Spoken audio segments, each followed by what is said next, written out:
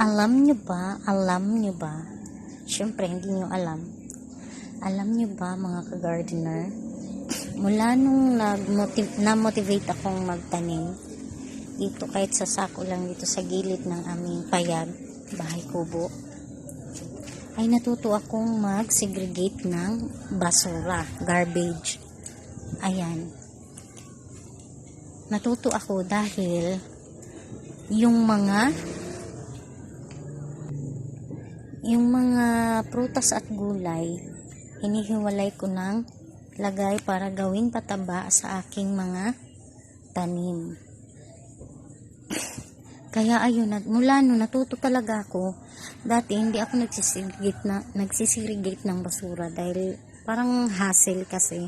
Pero mula nung na-motivate nga ako mag-garden, natuto na talaga ako, as in nakasegregate yung aking mga basura. Yung mga nalalanta dito, yung nakalagay. Pero ngayon kasi, nailagay ko na doon sa aking mga tanim dahil naglipat na nga ako ng aking mga seedlings. Dito ko nilagay yung mga pinagbalatan ko ng gulay at saka mga prutas dyan. Nilagay ko dyan sa aking sako. Sa totoo lang, wala kaming malaking espasyo. Sobrang liit lang talaga nitong area na dito.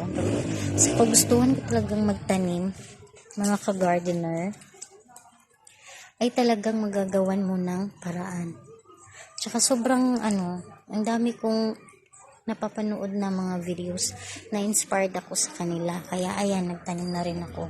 Mahilig din naman talaga akong magtanim, pero na-disappoint kasi ako nung last time na nagtanim ako, tapos kakasibol lang nila, inubos na kaagad ng mga snails. Kaya yun, na-disappoint ako. Pero nga, sa panahon ngayon, sa mahal ng bilihin, ayun nga, na-motivate na naman akong magtanim. Kasi gusto kong makasave.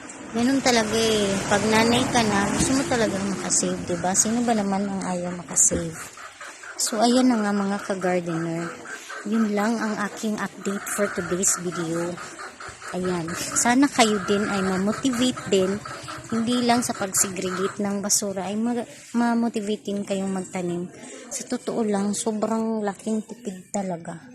Kahit nga lang dito sa pagtanim ko ng alugbate. Ayan, nakasave na ako dahil ang alugbate ngayon, pagbili ko sa tindahan, Diyos ko po, 5 piraso lang ng ganun.